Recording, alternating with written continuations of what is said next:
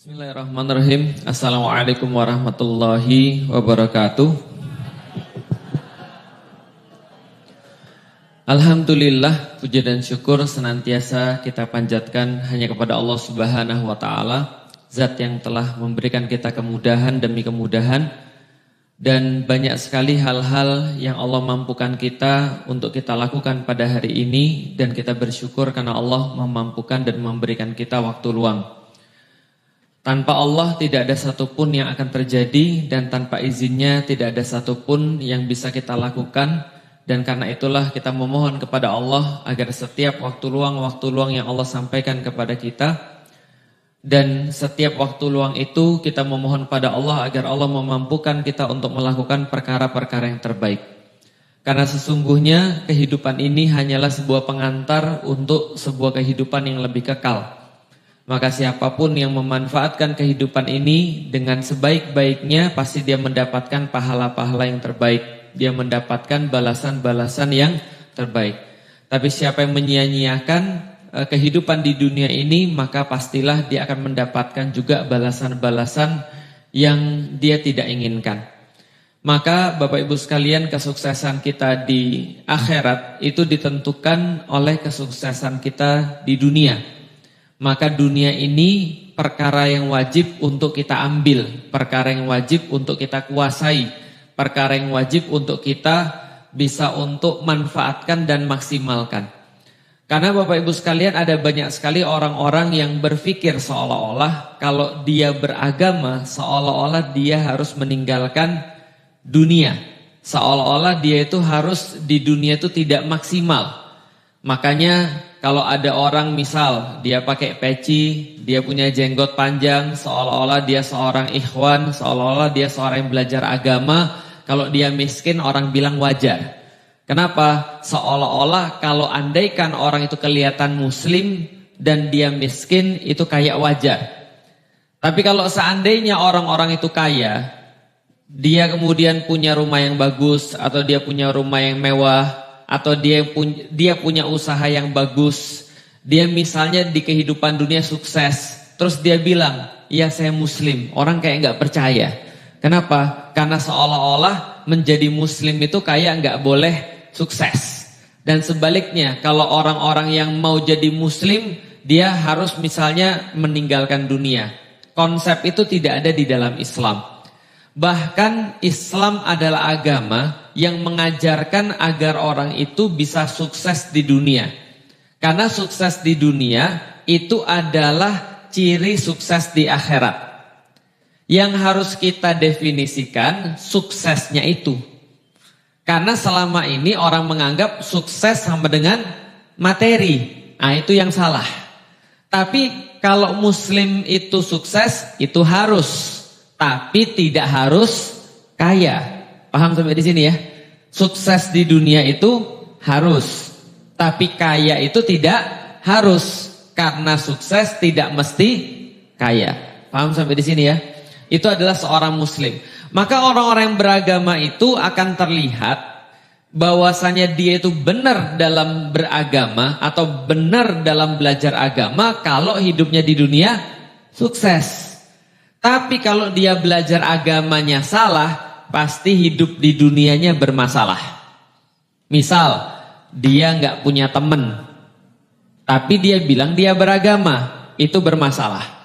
Misal, dia malas, dia pemalas misalnya, terus dia bilang dia beragama, itu pasti salah belajar agamanya. Karena kenapa? Kalau orang belajar agama, yang pertama kali akan berefek pasti adalah hidupnya.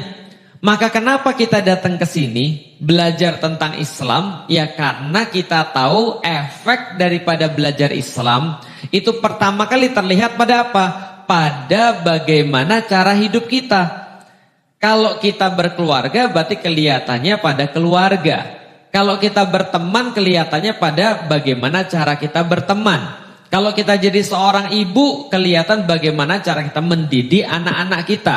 Maka selalu yang saya sampaikan, coba kita lihat antara diri kita sama yang bukan yang muslim misalnya.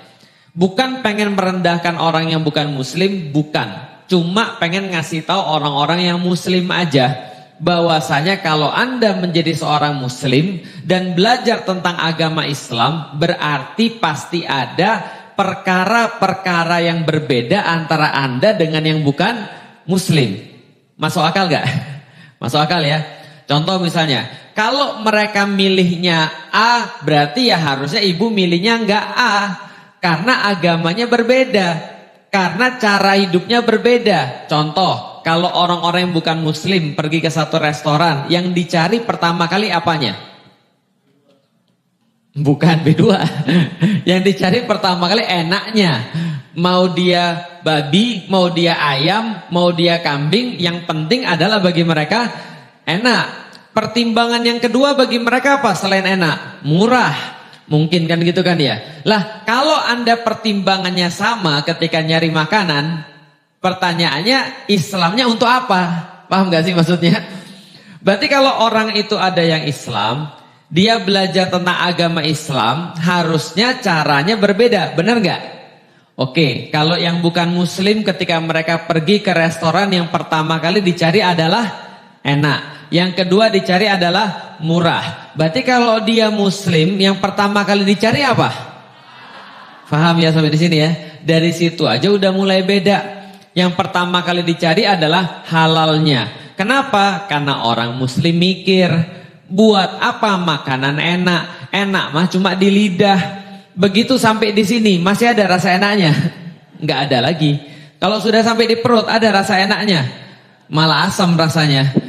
Paham ya? Artinya apa? Rasa enak cuma di lidah. Kalau kita korbankan akhirat demi rasa enak doang, maka kita rugi. Maka cara pikirnya berbeda. Kalau cara pikirnya berbeda, cara berbuatnya berbeda atau tidak? Berbeda.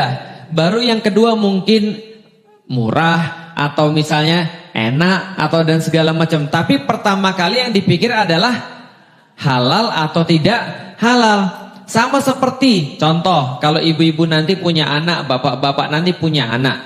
Anaknya misalnya perempuan mau milih jodoh. Kalau yang bukan muslim, milih jodohnya berdasarkan apa dulu?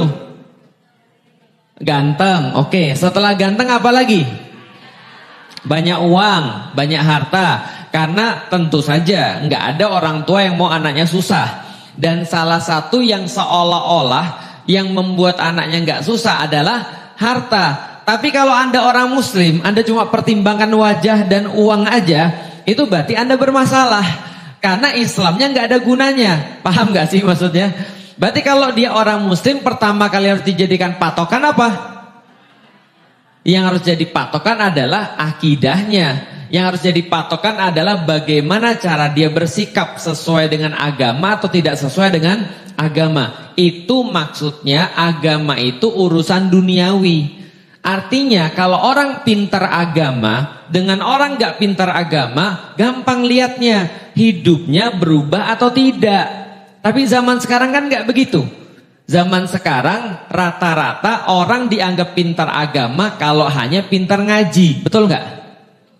Kalau orang dianggap pintar agama hanya karena misalnya dia lulusan pesantren. Betul? Tapi ternyata agama tidak mengubah hidup dia. Karena banyak zaman sekarang orang ketika berbuat sesuatu dia tidak melibatkan agama. Bahkan agamanya ditaruh level sekian. Kan gitu. Misal ketika dia misalnya mau milih jodoh, ada nggak dia berpikir tentang agama? Nggak ada. Orang berpikir tentang pekerjaan, ada nggak dia berpikir agama? Mungkin kesekian. Contoh ya, saya punya teman saya ini kerjanya di bank. Kerjanya di bank dan kerjanya itu menyaksikan riba, iya. Lalu kemudian menandatangani riba, menyaksikan dan juga memberi, iya juga. Pertanyaannya, teman saya ini ketika dia sudah sadar, dia mau keluar atau tidak dari bank? Mau. Dia bilang sama ibunya. Lalu kemudian dia bilang, ibu saya mau berhenti kerja dari bank, saya mau cari kerjaan yang lebih halal. Saya mau cari kerjaan yang halal, bukan yang lebih halal. Saya mau cari kerjaan yang halal. Berapa gajinya pada saat itu? Gajinya pada saat itu sudah 25 juta per bulan. Apa kata ibunya? Kenapa harus pindah? Kan gajimu sudah bagus. Bukankah kalau kamu nanti pergi ke tempat yang lain gajimu belum tentu sama? Apalagi kalau kamu daftar di perusahaan yang baru. Gaji UMR berapa sih di Jakarta? Berapa sih gaji UMR di Jakarta? 4,9 atau 5 juta udah? 5 jutaan ya udah ya. Nah 5 juta mungkin dari awal. Kamu sekarang udah punya 25. Lalu ibunya mengeluarkan kata-kata yang menarik nih. Bukankah membiayai keluarga juga termasuk jihad? Bukankah membiayai keluarga itu juga termasuk amal solih? Paham sampai di sini? Oke, berarti yang dia jadikan sebagai pertimbangan pertama gaji atau dalil? Gaji atau dalil? Gaji. Kira-kira kalau orang-orang yang bukan muslim mereka ditawarin pekerjaan misalnya. Ini ada pekerjaan 25 juta per bulan. Ini ada kerjaan 30 juta per bulan. Mereka pilih yang mana? 30 dong. Kalau andai kan kita nggak punya agama, paham nggak sih betapa orang-orang muslim itu kalau dia sudah belajar Islam itu efeknya pasti pada pilihan-pilihan hidup dia. Dalam pilihan kerjaan dia beda, dalam pilihan jodoh dia beda, dalam pilihan hidup dia beda, dalam pilihan apapun dia beda. Ketika perbedaan-perbedaan itu jadi satu, jadilah orang-orang Islam itu beda dan unik daripada sebelumnya. Itu yang namanya agama. Pertanyaan berikutnya, kenapa kita perlu untuk mengambil aturan-aturan Allah? Kita sudah bahas kemarin, bahwasanya manusia itu selalu struggle, selalu berusaha, mati-matian untuk cari aturan yang terbaik bagi dia. Tapi sayangnya sampai detik ini, manusia selalu kecele dengan dirinya sendiri. Bikin aturan sendiri, stres sendiri. Betul nggak? Ini manusia tuh. Ketika timbul masalah baru, mereka bikin aturan. Ketika bikin aturan, masalah lagi. Setelah masalah lagi, bikin aturan lagi. Teman-teman nggak lihat tuh orang-orang yang ada di luar negeri, mereka stres gara-gara bikin aturan sendiri. Contoh misalnya, di Amerika, mereka bikin aturan kita boleh bebas sebebas-bebasnya.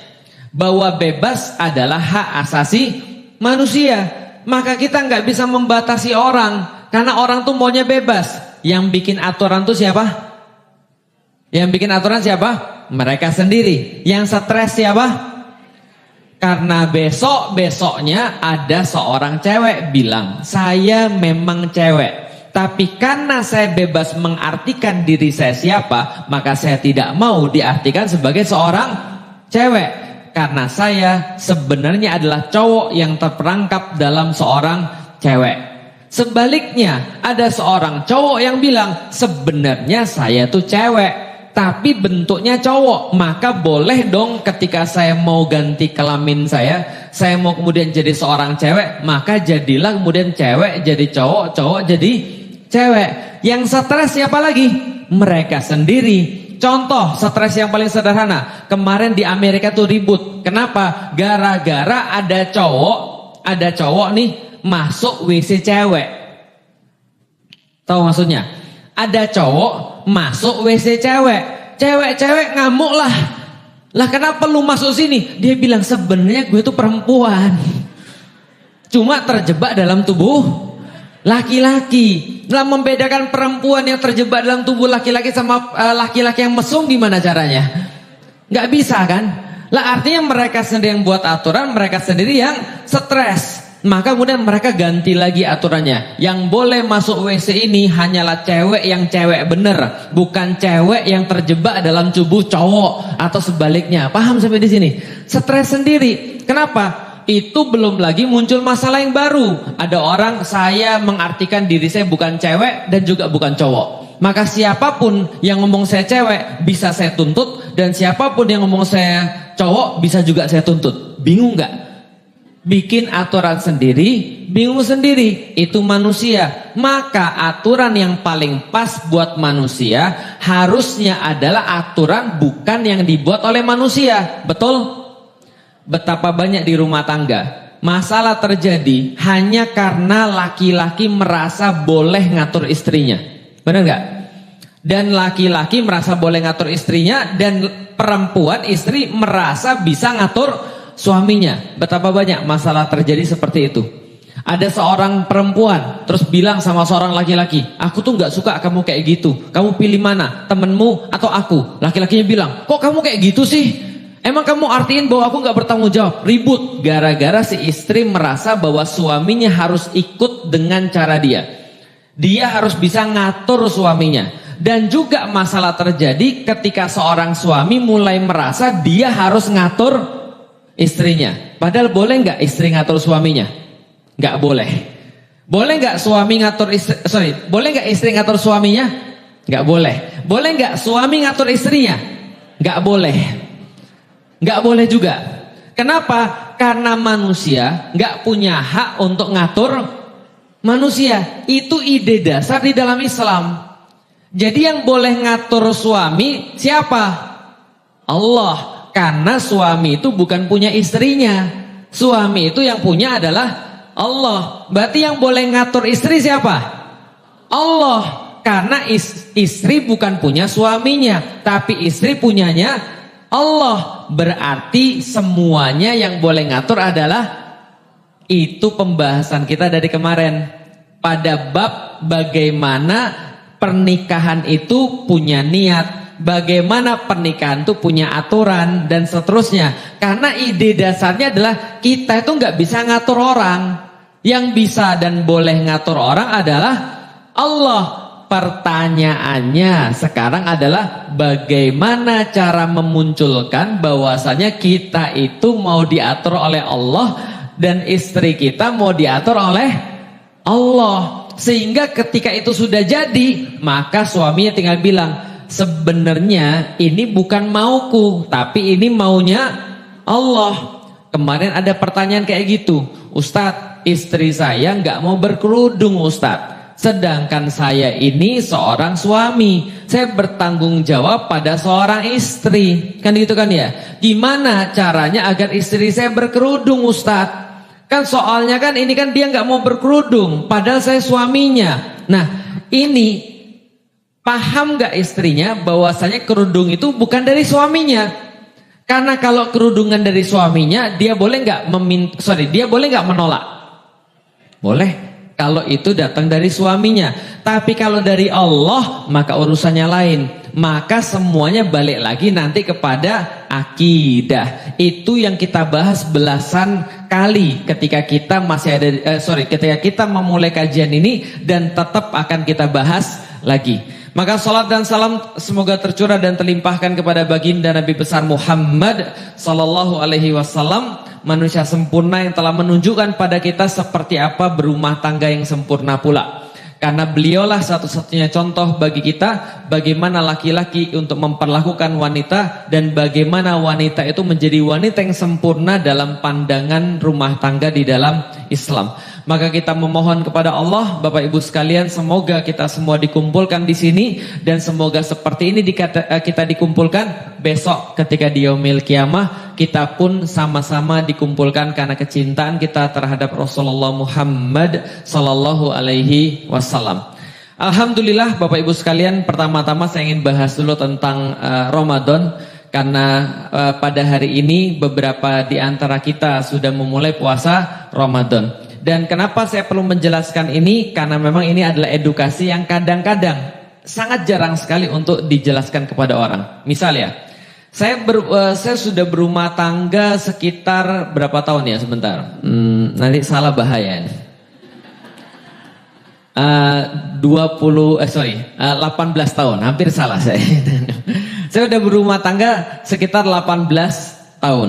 18 tahun saya berumah tangga, 18 tahun saya menjadi muslim 21 tahun. 22 tahun. 22 tahun menjadi seorang muslim, 18 tahun pernikahan. Artinya saya sudah menjalani Ramadan alhamdulillah ini ke-23. Jadi Ramadan saya ke-23 kali. Artinya saya sudah menjelaskan tentang awal akhir Ramadan hampir 23 kali dalam hidup saya. Kenapa bisa beda antara satu dengan yang lain? Karena begitu saya masuk Islam, saya langsung memahami kenapa bisa berbeda dan bagaimana cara jelasinnya ke umat. Kalau saya nikah 18 tahun berarti minimal mungkin saya sudah jelasin istri saya 18 kali juga. tentang awal dan akhir Ramadan. Tapi semalam ada pertanyaan yang menarik dari istri saya. Istri saya bilang begini, Abi, jadi kapan mulai puasanya?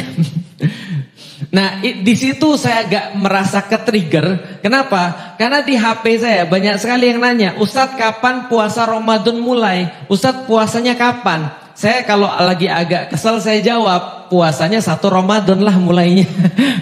Iya, masalahnya 1 Ramadan tuh kapan? Kenapa? Saya bilang sama istri saya, perasaan saya udah jelasin berkali-kali ke kamu bahwasanya 1 Ramadan kalau orang mengambil metode ru'yat itu tidak bisa ditentukan cepat. Paham sampai di sini? Nah, saya akan mulai dengan bahasan ini dulu biar Bapak Ibu sekalian mendapatkan edukasi. Jadi gini, yang namanya Ramadan atau penentuan bulan di dalam Islam, sebelum saya bahas semuanya dulu, Islam beda dengan yang lain. Karena Islam menentukan kalender berdasarkan bulan, bukan berdasarkan matahari. Oke, ulangi lagi. Islam menentukan kalender berdasarkan apa? Bukan berdasarkan. Jelas sampai di sini ya. Kalau yang sekarang kita pakai kalender Gregorian atau kalender Masihi itu berdasarkan matahari atau berdasarkan bulan? Matahari. Karena berdasarkan matahari maka ada 12 bulan. Ada berapa bulan? Kalau di total 1 tahun 365 hari. Kalau tahun kabisat ditambah 366 hari. Karena ditambah 1 hari. Ya kan ya? Siapa yang ulang tahun di tanggal 29? Ada yang ulang tahun di tanggal 29 Februari? Nah, kalau 29 Februari berarti ulang tahunnya berapa tahun sekali? 4 tahun sekali. Karena Februari cuma 28. Gitu kan ya. Yang lain kemudian 4 tahun sekali ditambah 1. Kenapa ditambah 1? Karena dalam hitungan matahari setiap tahun itu sisa 1/4 hari. Paham ya? Jadi putaran matahari itu tidak 365 pas. Dia 365 1/4 hari. Begitu 4 tahun sekali ditambahin 1 hari untuk kalibrasi lagi balik. Jelas ya? Itu adalah sistem kalender matahari. Oke. Kalau sistem kalender bulan gimana? Sistem kalender bulan itu dipakai oleh orang Muslim dan juga dipakai oleh orang Cina. Orang Cina kalendernya pakai bulan. Makanya kalau teman-teman punya tetangga orang Cina yang masih praktek dengan kalender ini dan masih puasa mereka, ada puasanya Ustaz? Ada mereka. Tapi puasanya puasa vegan, puasa nggak makan daging. Itu biasa mereka mengenal namanya Cui Seu. Artinya tanggal 1 dan tanggal 15. Tanggal 1 mereka vegan, tanggal 15 mereka vegan. Jadi kalau lihat misalnya contoh mungkin ada di Surya Kencana gitu ya. Ada restoran vegan itu biasanya ngasih promo setiap tanggal 1 sama 15. Bukan 1 dan 15 bulan Masihi atau Gregorian, tapi 1 dan 15 bulan ini. Ya bulan ini. Bulan ini kita lihat itu, jelas ya. Bulan, penghitungan bulan. Kenapa 1 dan 15? Karena setiap tanggal 1 setiap bulan dan 15 setiap bulan. Bukan sekali lagi bukan bulan Masihi ya. Bukan bulan Januari, Februari, bukan. 1 dan 15 setiap penanggalan bulan itu terjadi yang spesial. Apa spesialnya? Kalau tanggal 1 bulannya kosong, bulannya gelap, kosong. Tanggal 15 bulan bagus, bulan purnama. Jelas ya? Kalau kita puasa Ayyamul Bid, kapan kita puasa Ayyamul Bid? 13, 14, 15. Karena itu penanda bulan purnama. Jadi kalau ada yang bilang, alhamdulillah ya, saya tuh kemarin puasa Ayyamul Bid, tapi bulannya baru setengah, bohong. Jelas ya? Karena Ayyamul Bid itu pasti bulan purnama. Jelas sampai di sini? Ada yang menarik dengan yang namanya putaran matahari dengan putaran bulan. Putaran bulan itu kalau bulan baru atau tanggal 1 itu pasti kosong. Yang terlihat cuma 1 garis di bawah atau di atas namanya hilal. Itu namanya penanda bulan baru. Dia dari kecil gitu lama-lama jadi besar. Sekali lagi, kalau bulan berapa lama tuh?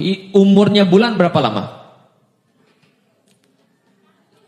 Berapa lama umurnya bulan? 29 atau 30? Ingat baik-baik, umurnya bulan berapa lama? 29 atau 30. Nggak mungkin ada bulan yang 28. Nggak mungkin ada bulan yang 31. Jelas ya? Artinya puasa juga ketika bulan Ramadan kalau nggak 29 lantas pasti 30 hari. Paham sampai di sini? Oke, lihat ya. Kalau tanggal 1 itu ada hilal kecil di bawah, ya kan ya? Terus kemudian tanggal 2 makin besar, 3 makin besar, 4 makin besar. Berarti kalau separuh bulan, kita lihat separuh bulan itu berarti tanggal berapa? Enggak, separuh. Belum pun kalau purnama 14 atau 15? 7. 6 atau 7 itu setengah. Jelas sampai di sini ya? Setengah bulan tuh 6 atau 7. Tambah gede lagi. Purnama berarti 14 atau 15. Setelah dia purnama, dia akan mengecil lagi. Setelah purnama dia akan mengecil lagi. Jadi setengah lagi. Berarti itu tanggal berapa? Jadi kecil lagi, setengah lagi. Tapi setelah purnama berarti 21. Paham ya? Karena 30 dibagi 4. 7 kan gitu kan ya. Sekitar 21 atau 22. Berarti nanti sampai habis lagi itu berarti 29 atau 30. Paham sampai di sini? Kenapa perlu saya menjelaskan ini? Karena saya perlu ngasih tahu bahwasanya bulan itu berbeda dengan matahari. Oke, lihat baik-baik. Kalau penanggalan di dalam Islam itu karena karena bulan, bukan matahari. Sekarang saya mau nanya, ada yang tahu perpindahan hari di dalam Islam itu kapan? Isya atau maghrib? Maghrib, jelas ya? Sekali lagi ulangi, perpindahan hari di dalam Islam adalah pas. Kenapa pas maghrib? Bagus, karena bulan baru keluar setelah maghrib. Kalau bulan bisa nggak keluar sebelum maghrib? Bisa, tapi nggak kelihatan karena masih ada matahari. Jelas sampai di sini ya. Berarti tetap nggak kelihatan. Makanya orang-orang Muslim, terutama orang-orang Sunda, kalau ngomong janjian, kita kapan ketemu? Malam Sabtu. Malam Sabtu berarti masih hari. Kalau dalam penanggalan Masehi berarti hari Jumat. Tapi bagi orang Muslim itu bukan hari Jumat lagi. Karena sudah namanya malam. Ini hari Senin. Habis maghrib hari Senin sudah malam. Ingat ya, itu konsep di dalam Islam. Di dalam Islam konsepnya ada yaum, ada lail. Ada apa? Yaum, ada lail. Yaum artinya hari, yaitu adalah ketika masih ada matahari. Itu hari. Begitu matahari nggak ada, namanya lail. Paham ya? Berarti gantinya kapan?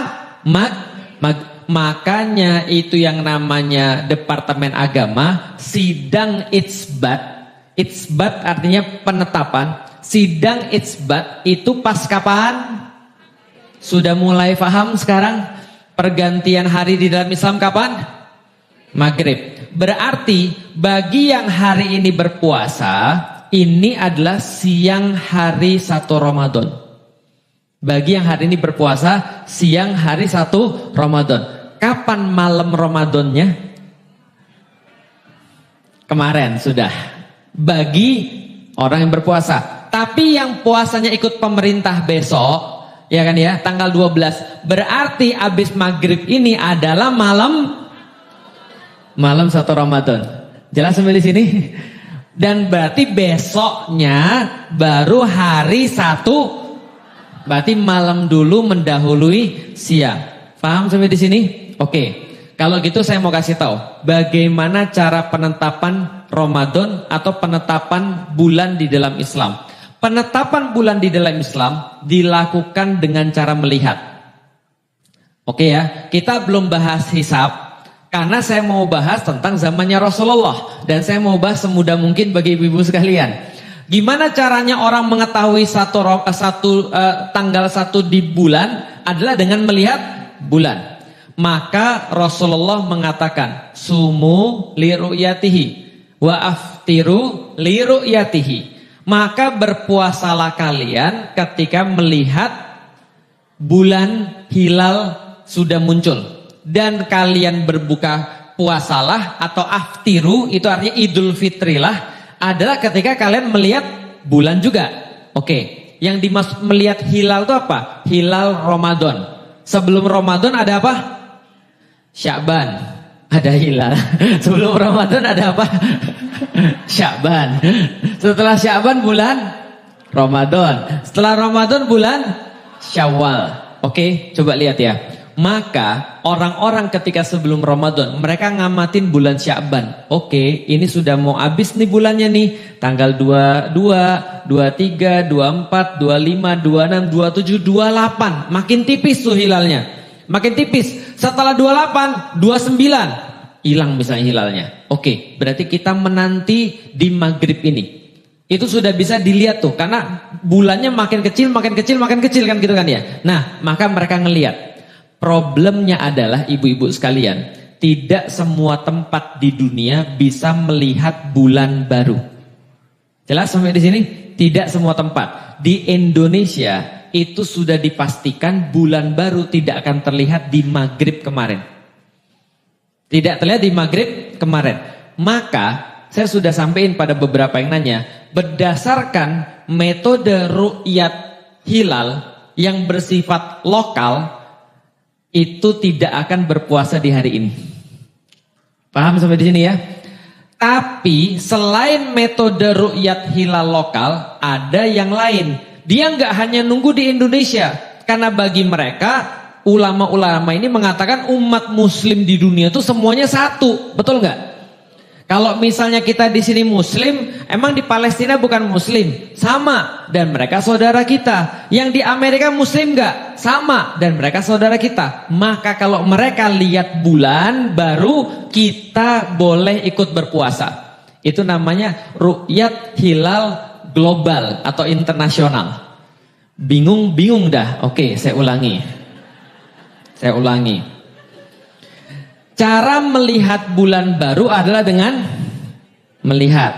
Contoh, nanti ibu iseng-iseng aja tuh maghrib ini ya, iseng-iseng aja maghrib ini, coba keluar rumah pas maghrib, lihat bulan, cari bulannya. Terutama yang tinggalnya di atas, di lantai 3 gitu misalnya ya, lihat bulan. Hari ini insya Allah semuanya bisa lihat bulan.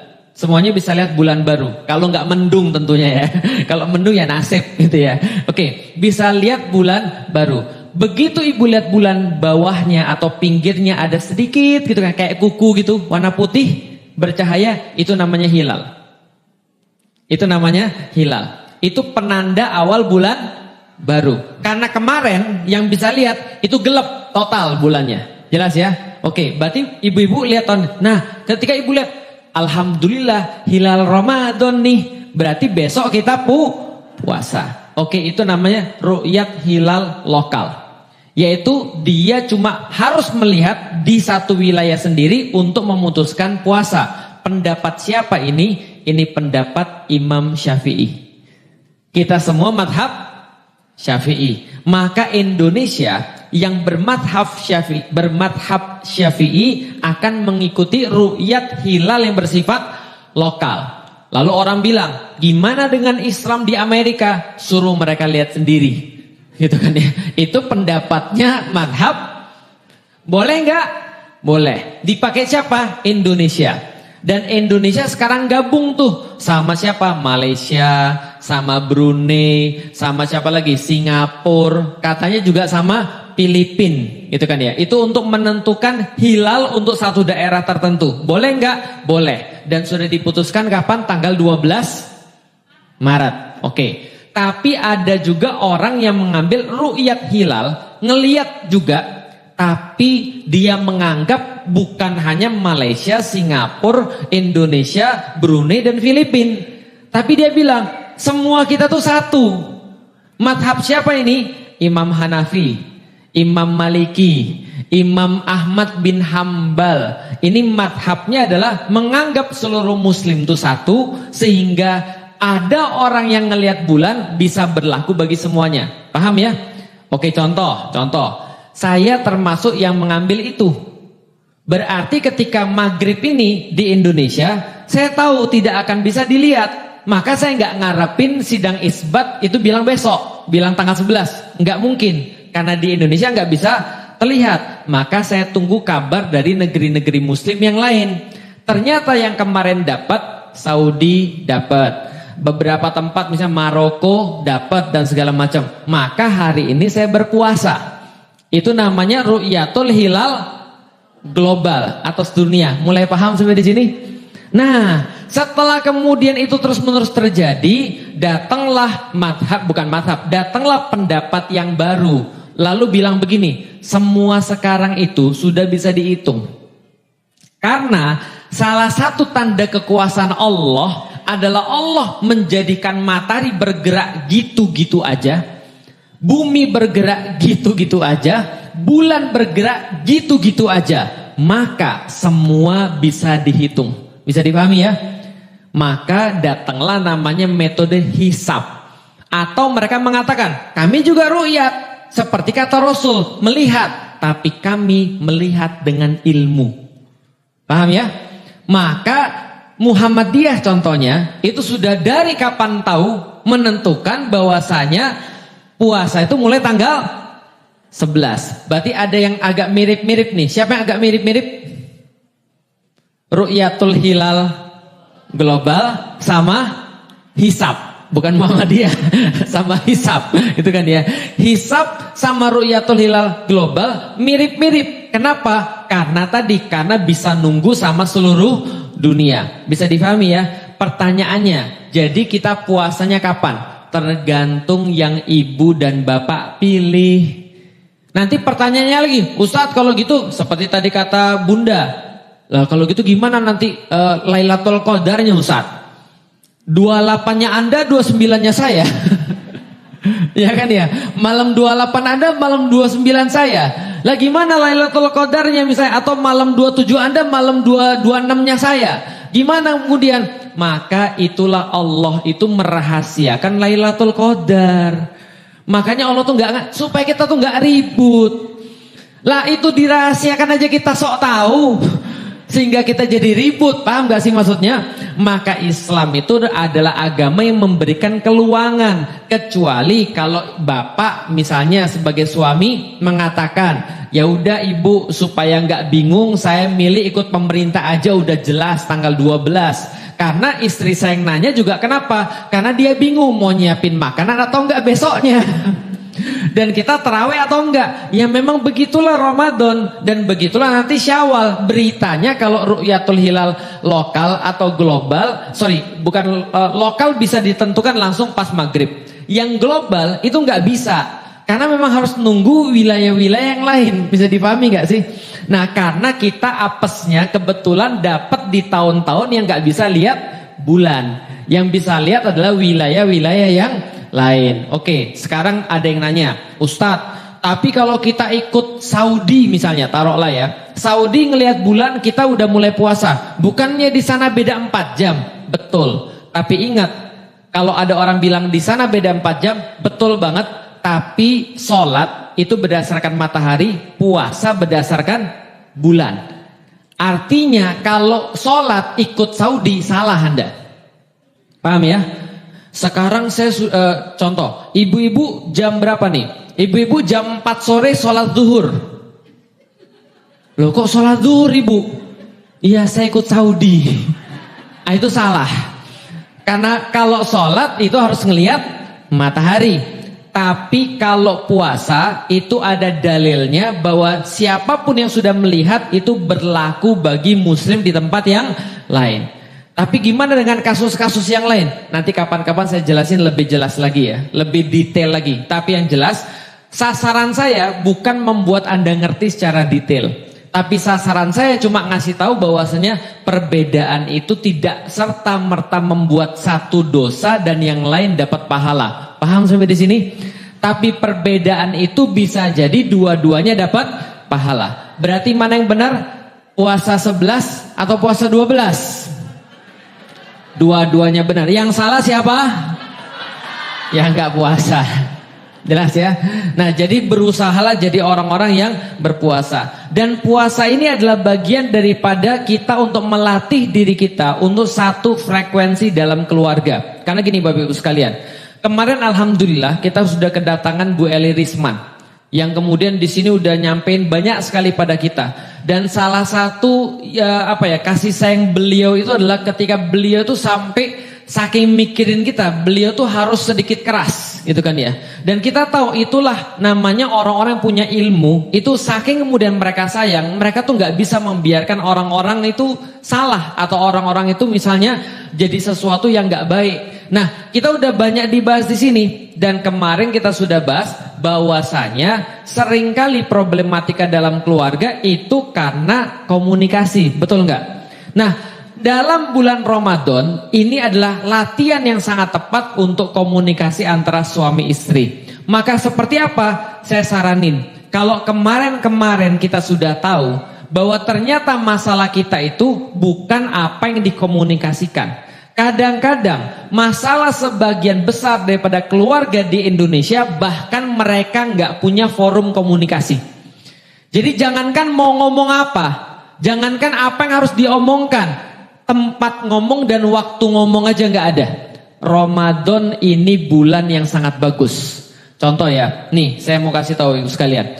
Saya udah pernah ngajarin bahwasanya kalau ada orang berlaku sesuatu yang salah, itu bukan salah orangnya, tapi salah apa yang ada di dalam pikirannya atau kepalanya. Paham sampai di sini? Berarti kalau kita mau mengubah orang, yang harus kita ubah adalah luarnya atau dalamnya. Masalahnya untuk mengubah dalamnya, Anda harus ngasih argumen yang bagus dan argumen yang banyak. Argumen yang bagus dan argumen yang banyak. Dan memberikan argumen yang bagus serta yang banyak, Anda perlu forum. Perlu apa?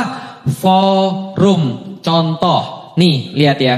Bagi saya secara pribadi, kapan forum saya sama istri saya? Forum saya sama istri saya adalah sebelum tidur ketika saya diranjang. Namanya pillow talk. Namanya obrolan-obrolan ranjang, obrolan-obrolan bantal. Kenapa? Karena biasanya ketika orang sudah selesai beraktivitas, sebelum tidur dia rileks. Ketika dia rileks, dia bisa diajak ngobrol. Paham sampai di sini? Kalau kemarin Bu Eli Risman mengatakan apa? Kalau ini bagi yang sudah menikah ya, yang belum menikah jangan ya, tutup kuping aja lah. Bagi yang sudah menikah, memperbanyak hubungan suami istri. Kenapa? Karena itu membuat rileks. Dan ketika saya dengerin itu, saya agak cekikikan sedikit. Kenapa? Saya bilang memang ulama-ulama zaman dulu tuh luar biasa ya. Ulama-ulama zaman dulu kan gak ada yang S3 kan ya. Gak ada yang scanning otak orang kan ya. Gak ada yang apa namanya, kata kemarin tuh masukin ke mesin apa tuh, MRI. Nggak masukin ke otak orang ke mesin MRI kan ya. Tapi ulama-ulama dari dulu bilang begini, semua di dunia itu berlebihan kecuali hubungan suami pada istrinya. Karena kenapa? Karena ini luar biasa banget, menimbulkan relaksasi sehingga bisa ngobrol. Nah jadi pertama ada forum. Bagi saya forumnya kapan? Forumnya adalah ketika ngobrol sebelum tidur. Kalau forumnya kurang, bikin forumnya. Kapan? Ketika lagi libur, ajak istri keluar, gak usah bawa anak-anak. Sehingga bisa ngobrol berdua. Kalau anaknya masih kecil, gimana? Ya gak apa-apa dibawa anak-anaknya, tapi niatin untuk ngobrol. Bagaimana kalau sudah punya anak? Forum saya kapan? Forum saya dengan anak-anak saya, dengan keluarga di meja makan. Di mana? Di meja makan. Disitulah kita ngobrol. Kita senang apa, kita nggak senang apa, kita mau apa, kita nggak mau apa, karena ada forumnya. Kadang-kadang forum ini bisa dibuat formal, kadang-kadang forum ini bisa dibuat nggak formal. Lah, apa hubungannya dengan Ramadan? Ramadan itu Allah kasih kita aktivitas-aktivitas yang berbeda supaya kita punya forum dengan keluarga kita. Bisa dipahami ya? Kapan forum dengan keluarga kita? Lihat pas Ramadan. Abis subuh, biasanya kalau nggak Ramadan, ngapain? Tidur. Setelah Ramadan, kita disuruh bangun jam berapa? Yang jelas bangunnya sebelum sahur. Karena kalau bangunnya setelah sahur, menangis. Paham ya? Nah, karena kita disuruh bangun sebelum sahur, kita udah dikondisiin. Maka orang-orang pas Ramadan pasti bangunin keluarganya lebih awal. Artinya apa? Biasanya setelah bangunin semua, sahur semua, biasain. Yuk kita ke masjid. Ya kan ya? Yuk kita ke masjid. Bagi yang ibu-ibu dan anak perempuannya, boleh sholat di rumah. Tapi kalau misalnya mau bangun kebiasaan yang baru, yuk bareng-bareng keluarga kita ke masjid. Kenapa? Mumpung bulan Ramadan. Ramadan itu Allah ganti seluruh aktivitasnya supaya kebiasaan kita juga bisa ganti. Itu maksudnya. Jadi pas Ramadan setelah subuh jangan tidur. Bisa dipahami ya? Jangan tidur. Karena itu forum. Contoh, setelah subuh bisa kemudian kalau misalnya belum bisa baca Quran bareng, ya udah nonton bareng. Atau setelah Quran ngobrol bareng, yang jelas kan gak mungkin sarapan bareng. Karena sarapannya sudah di take out. Itu maksudnya bisa ditaruh forum yang baru. Bisa ditaruh sesuatu yang baru pas Ramadan. Kenapa? Supaya terjadi yang namanya forum keluarga. Komunikasi di antara keluarga. Awal-awalnya pasti susah, iya. Tapi coba diomongin dari malam. Besok kan kita sudah mulai Ramadan ya nak ya. Nanti ibu akan masak yang spesial untuk sahur. Tapi kita janji dulu nih, kalau nanti habis sahur kita sholat di masjid, setelah itu kita jangan tidur. Kalau nggak tidur kita ngapain dong? Coba mikir, apa yang bisa dilakukan minimal sampai syuruk? Minimal sampai kemudian terbit matahari. Forum apa yang bisa dilakukan? Andaikan masih belum juga, minimal suami istrinya yang bikin forum. Paham ya? Anak-anaknya ngelihat dulu nggak apa-apa nih. Tahun ini latihan dulu nggak apa-apa. Mereka kadang-kadang mau, mereka kadang-kadang nggak mau. Tapi harus mulai dibuat forumnya. Setelah kemudian selesai, oke, bapak-bapaknya pergi ke kantor. Lalu kemudian ibu-ibunya beraktivitas. Anak-anaknya misalnya sekolah. Tapi pas pulang, maghrib usahakan buka puasa bareng. Kita di waktu-waktu yang lain, itu makannya mungkin bisa random. Makannya mungkin gak sama, tapi puasa makannya sama gak? Ingat ya, ini Allah kasih supaya keluarga itu bareng. Supaya keluarga itu sudah sebelum maghrib, gitu kan ya. Biasanya karena sudah lapar, nungguin di depan meja makan, betul? Ah, itu dimanfaatin. Makanya ibu-ibu itu ketika masak, selesaikan semuanya sebelum pas buka puasa, jam 5 atau jam setengah 6 atau menjelang maghrib lah, 10 menit menjelang maghrib itu ada di depan meja makan, bukan di depan TV. Paham ya? Jangan di depan TV. Saya tahu TV itu banyak ngasih banyak entertainment, tapi bukan itu yang Anda perlukan. Duduk di sana, lihat minimal bapaknya baca doa. Wah, PR nih bapaknya dibaca doa. Minimal bapaknya baca doa. Gak bisa bahasa Arab Ustadz. Siapa suruh harus bahasa Arab? Ya kan bisa ngomong, ya Allah makasih hari ini keluarga kami bisa bareng-bareng. Doain satu-satu anak. Ya Allah mudah-mudahan anak saya yang pertama bisa kemudian ngafalin Quran. Anak saya yang kedua memang agak sulit, ya Allah dia ngafalin Quran, namun mudah-mudahan dia istiqomah. Anak saya yang ketiga mudah-mudahan bisa jadi apa dan segala macam. Bapaknya mimpin doa. Setelah bapaknya mimpin doa, maka makan bareng. Jelas sampai di sini ya. Dan makan itu boleh ngomong atau tidak? Boleh ngomong atau tidak? Boleh. Ya, jadi pas makan itulah nanya, gimana kabarnya? Tadi sekolahnya seperti apa? Atau seperti iya segala macam lah. Itu forum. Kenapa diciptakan bareng-bareng Ramadan? Karena Allah pengen merubah habits kita, kebiasaan kita. Setelah maghrib ngapain? Tidur. Jangan. Setelah maghrib baca Quran. Sekali lagi, kalau anak-anak belum biasa nggak apa-apa. Yang penting ibu bapaknya baca Quran. Gak bisa baca Quran Ustaz, belajar baca Quran. Atau paling tidak dengerin Al-Quran. minimal selama bulan Ramadan ini aja. Jadi dengerin Al-Quran, bagaimana cara interaksi dengan Al-Quran, itu ba'da maghrib. Dan itu nggak panjang kok. Kita azan, pergi ke masjid misalnya, lalu kemudian kita sholat, habis itu makan, bentar lagi udah tarawih. Apalagi di hari-hari pertama, Anda telat isya, Anda telat tarawih. Kan gitu kan ya. Maka Anda sholat isya bareng-bareng dengan anak pergi ke sana. Dan ini tipsnya. Pertanyaannya, boleh nggak Ustadz kita sholat tarawih di rumah? Boleh.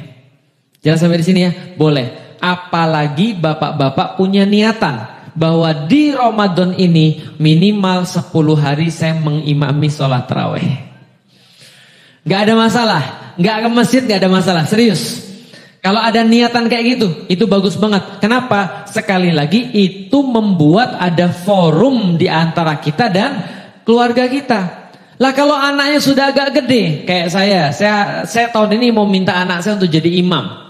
Jadi kadang-kadang mungkin kita akan skip sholat Ramadan di masjid dan kita sholat Ramadan di rumah. Kenapa? Karena disitulah memang diberikan sebuah ruang untuk membina keluarga. Ketika di bulan Ramadan, maka Rasulullah juga itu melakukan sholat tarawihnya di rumah.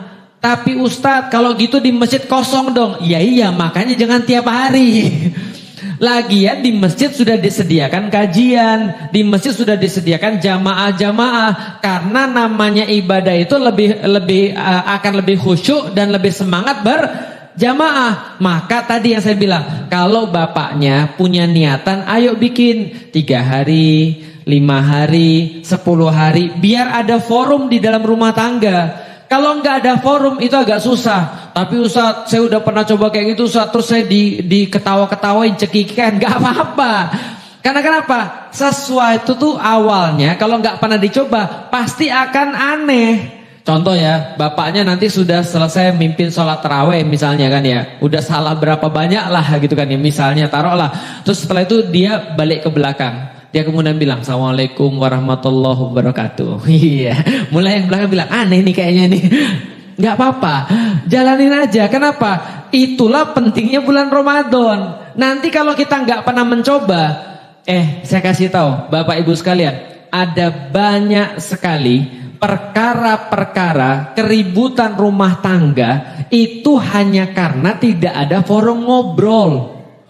Serius. Dan betapa banyak perkara-perkara yang bisa hilang dalam rumah tangga, hal-hal yang buruk kalau ada forum ngobrol. Setidaknya kita tahu bahwasanya kita sudah ngasih forum ngobrol itu di dalam keluarga. Itu ketika bulan Ramadan. Nah, kenapa forum keluarga ini penting banget? Nih, izinkan saya mau bacain satu ayat. Ini tadi pagi saya baca ayat, lalu saya bilang, wah ini cocok nih untuk disampaikan pada ibu-ibu sekalian. Nih, lihat ya. Kenapa penting banget untuk menjadikan di dalam keluarga itu punya komunikasi. Bahkan sesuatu yang sangat urgent banget. Di dalam surat Al-Ahzab ayat 28 itu Allah berfirman, A'udzubillahi minasyaitonirrajim, Bismillahirrahmanirrahim. Ya ayuhan nabiyyu qul li azwajika. Jadi Allah berfirman, wahai nabi, wahai Rasulullah Muhammad, qul li azwajika, katakan pada pasangan-pasangan hidupmu. Kita sudah tahu bahwasanya kalau Allah memakai kata zauj, itu berarti Allah memakai kata yang sangat spesifik untuk istri. Untuk istri yang menjadi orang yang harusnya menjadi partner bagi suaminya. Beda dengan nanti ayat seterusnya yang Allah katakan, ya ayuhan nabiyyu, kul lin nisa'in nabi, ya nisa'an nabi, wahai perempuan-perempuan nabi. Nisa'an nabi artinya juga istri. Tapi beda dengan zauj, karena zauj artinya lebih dekat, lebih spesifik. Ya ayuhan nabiyyu qul li azwajik, katakan pada istri-istrimu, wahai nabi, in kuntuna turidnal hayatad dunya, kalau engkau semua menginginkan hayatad dunia, menginginkan segala sesuatu yang bersifat duniawi, maka kemudian wazinataha, dan juga hiasan-hiasan di dalam dunia, fata'alaina umattikunna, maka kemudian kata Allah, ayo sini, maka aku akan memberikan kepadamu itu. semua daripada dunia. Wa usarrihkunna, dan aku akan menceraikan kalian.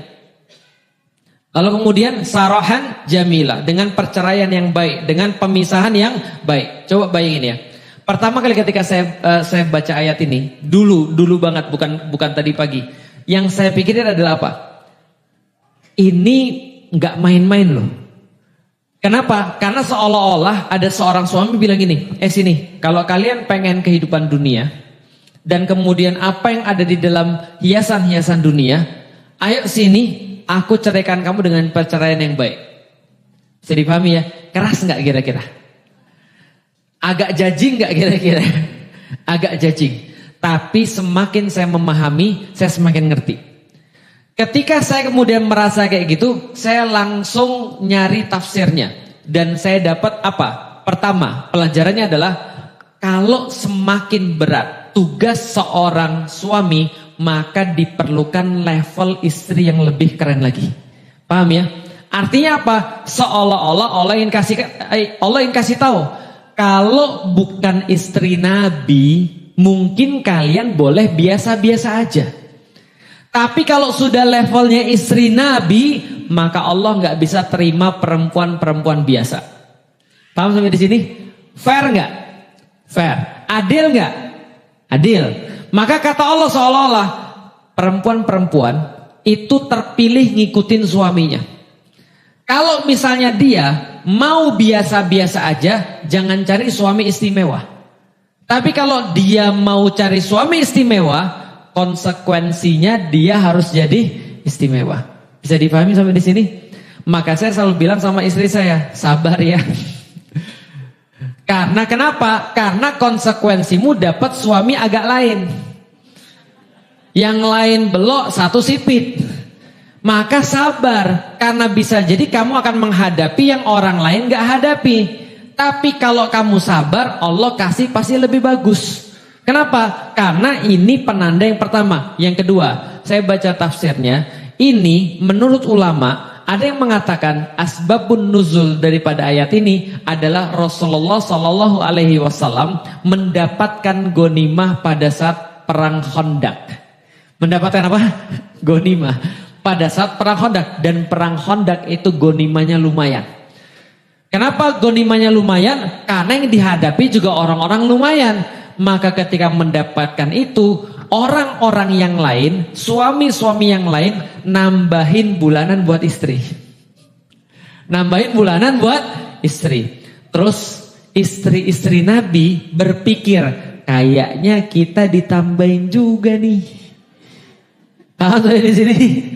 Kayaknya kita bakal dapat tambahan juga nih. Maka istri-istri Rasul dikumpulin. Kemudian setelah dikumpulin, Allah turunkan ayat ini untuk dibacakan pada mereka. Pertanyaan saya, mereka nuntut? Enggak. Mereka minta? Enggak. Mereka cuma mikir bahwasanya jangan-jangan kita ada tambahan di sini. Tapi Allah tidak bisa untuk tidak menurunkan ayat ini. Kenapa? Karena sekeliling Rasul itu harus murni.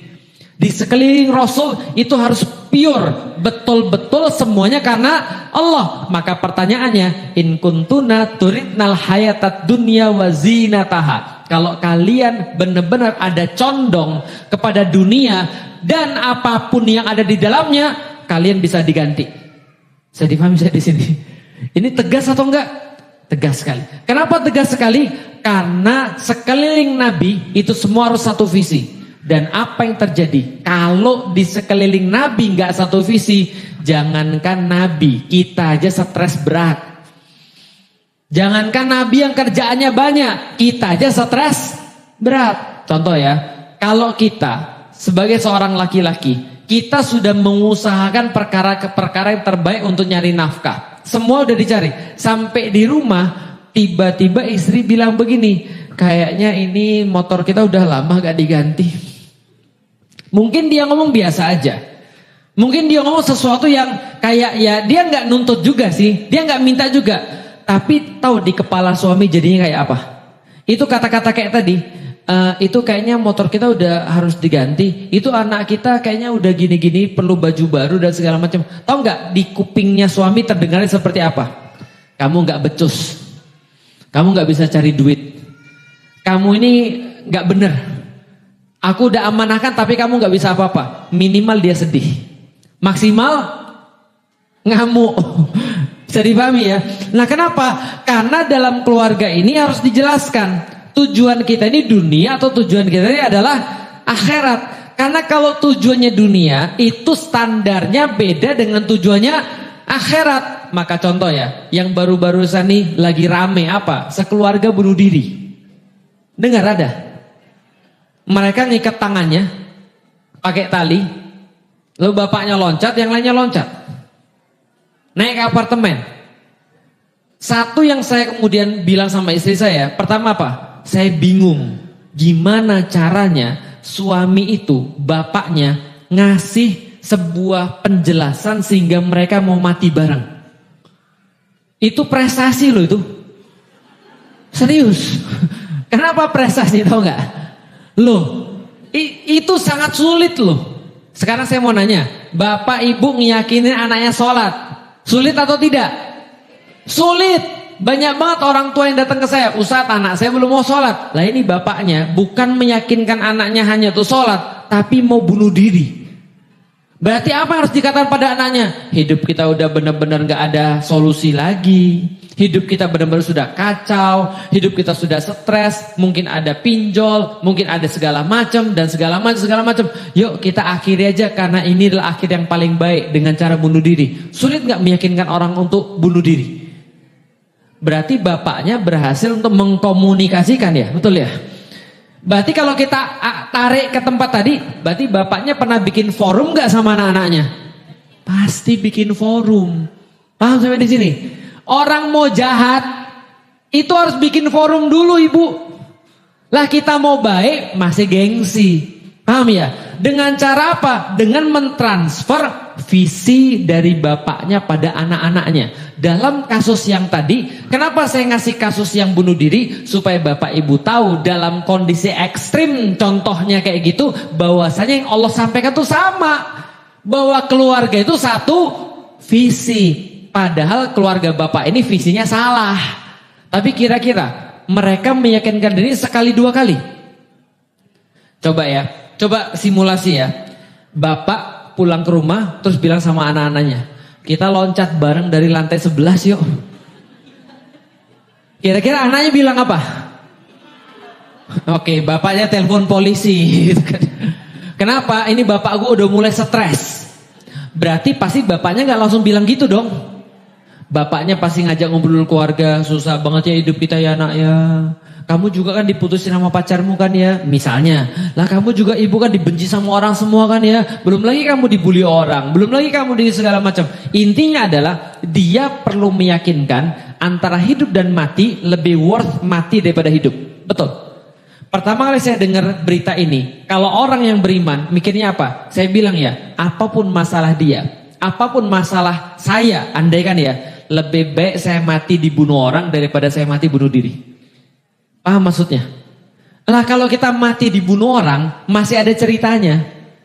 Dimaafin Allah masih bisa jadi cerita. Tapi kalau mati bunuh diri, itu nggak ada cerita lagi. Apapun alasannya. Bisa difahami sampai di titik ini Bapak Ibu sekalian. Contoh ya. Contoh. Apa yang membuat orang banyak bunuh diri? Pinjol. Karena nggak tahan ditagih terus.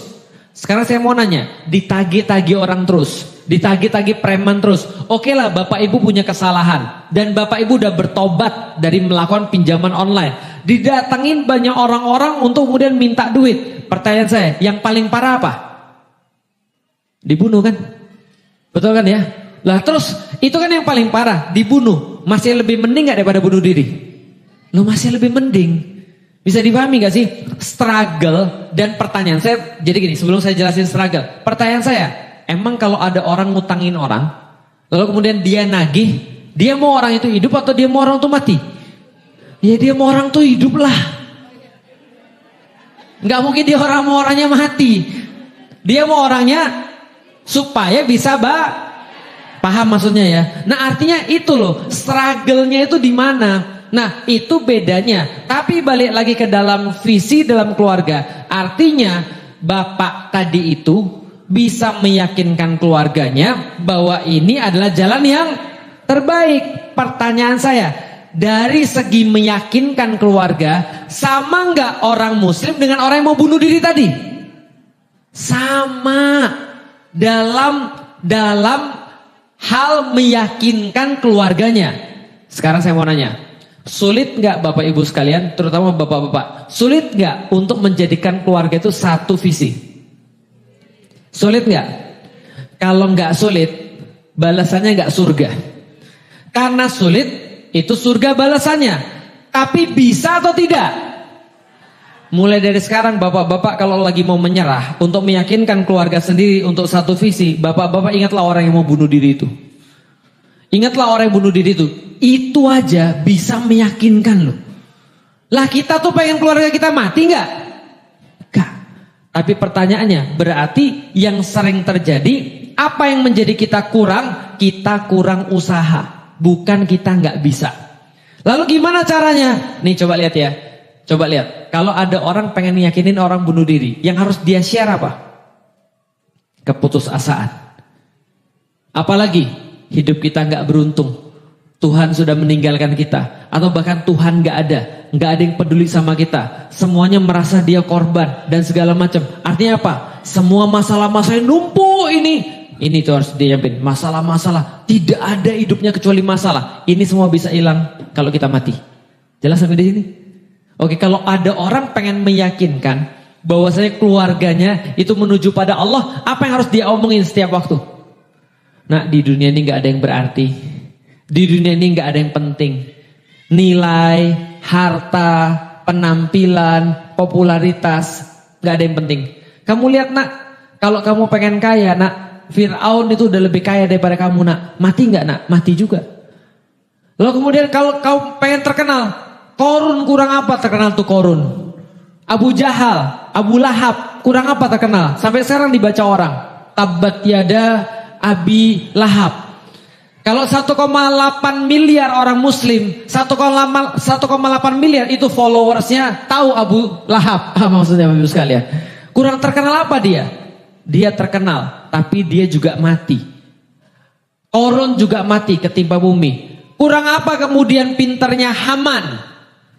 Kurang apa berkuasanya Haman? Tapi dia mati. Maka bagi bapak enggak ada yang penting nak. Sekali. Besoknya lagi dia ngomong apa? Bapak tuh senang banget ya. Lihat tuh orang-orang Palestina. Masya Allah. Pengen banget bapak punya anak-anak kayak gitu. Dan bapak berharap kalian juga bisa jadi kayak gitu. Besoknya lagi dia bilang lagi, aduh bapak tuh nyesal banget. Dulu bapak tuh gak seperti kalian. Kalau dulu bapak tuh preman, bapak tuh nggak benar, bapak nggak bisa baca Quran, tapi bapak tuh bodoh. Jangan sampai kalian ngulangin bodohnya bapak. Dan seterusnya. Kira-kira kalau itu tiap hari diomongkan, di kepala anak itu apa? Di kepala anak akhirat. Pertanyaannya forumnya kapan? Kalau bapak tadi yang bunuh diri masih hidup, saya mau nanya, kapan aja dia melakukan forum itu tadi itu? Maksudnya? Karena pasti ada, gak mungkin gak ada. Karena teori pengkondisian itu memerlukan forum yang lama dan terus menerus. Dan itu yang Allah berikan kepada kita selama bulan Ramadan. Oke, tips lagi. Itu kan kalau tadi sampai pas tarawih. Sekarang setelah tarawih pas mau tidur, usahakan sebelum tidur, bapak ibu kalau masih punya anak belum balik, minimal gak usah cerita, gak apa-apa. Kalau ibu-ibu dan bapak-bapak gak bisa cerita. Kalau bisa cerita bagus. Dulu saya ceritain anak-anak saya tentang tokoh-tokoh di dalam Islam. Paling sekitar semenit 2 menit saya cerita terus sudah tidur aja. Kalau gak bisa cerita, minimal datang ngobrol. Lalu kemudian, wah iya kayak tadi, saya senang banget hari ini kita bisa bareng-bareng, mudah-mudahan besok bisa lagi ya. Kalau misalnya, ya nggak apa-apa hari ini kamu belum bisa penuh puasa, tapi mudah-mudahan besok bisa penuh puasa. Jadi yang dia ingat sebelum dia tidur adalah bapak dan ibunya. Gitu ya. Itu adalah tips. Kalau bisa cerita. Oh Ustaz saya tuh aneh kalau mau cerita. Nggak apa-apa kan udah saya bilang. Boleh nggak Ustaz memutarkan cerita orang? Jangan. Karena Ramadan perlu koneksi bapak dan ibunya. Jelas sampai di sini ya. Nah, itu bisa dicoba Bapak Ibu sekalian. Dan sekali lagi, kalau kita merasa bahwa kita tidak bisa, ingat ada orang yang bunuh diri, Dari lantai berapa tuh langsung nggak tahu. Lantai 11 orang lantai berapa nggak tahu tuh. 4 orang diikat sama-sama. Pertanyaannya, kalau yang jahat begitu bisa diyakinkan, masa sih yang baik nggak bisa diyakinkan pada keluarga? Kalaupun kita nggak bisa, insya Allah kita punya Allah. Gitu ya. Itu yang bisa kita bahas pada kajian kali ini. Dan sebelum Ramadan, dan bagi yang puasanya tanggal 12, mudah-mudahan Allah memudahkan. Masih ada persiapan 1 hari. Malam ini mulai tarawih yang pertama. Silakan bersiap-siap untuk semua yang kita obrolkan tadi. Ada pertanyaan dipersilahkan. Tapi sebelum itu mungkin akan akan diedarkan sedekah. Kita niatkan sedekah yang terbaik pada bulan Ramadan. Mudah-mudahan Allah menjadikan sedekah kita ini sebagai sesuatu yang menyebabkan kita mendapatkan kebaikan di bulan Ramadan. Karena gini Bapak Ibu sekalian, ada ulama yang senantiasa mengulang-ulang bahwasanya 11 bulan sebelum Ramadan itu persiapan untuk masuk Ramadan, termasuk harta kita. Kita kumpulin harta-harta kita, itu untuk kita habisin di bulan Ramadan, untuk kita jor-joran di bulan Ramadan. Kenapa? Menghabiskan harta di bulan Ramadan, menginfakkan harta di bulan Ramadan beda dengan selain bulan Ramadan. Maka 11 itu persiapan di bulan Ramadan, dan 1 bulan Ramadan kalau sukses itu bisa untuk persiapan 11 bulan yang lain. Artinya niatkan sedekah hari ini untuk, ya Allah mudahkan Ramadan saya. Niatkan begitu. Wallahu a'lam bishawab.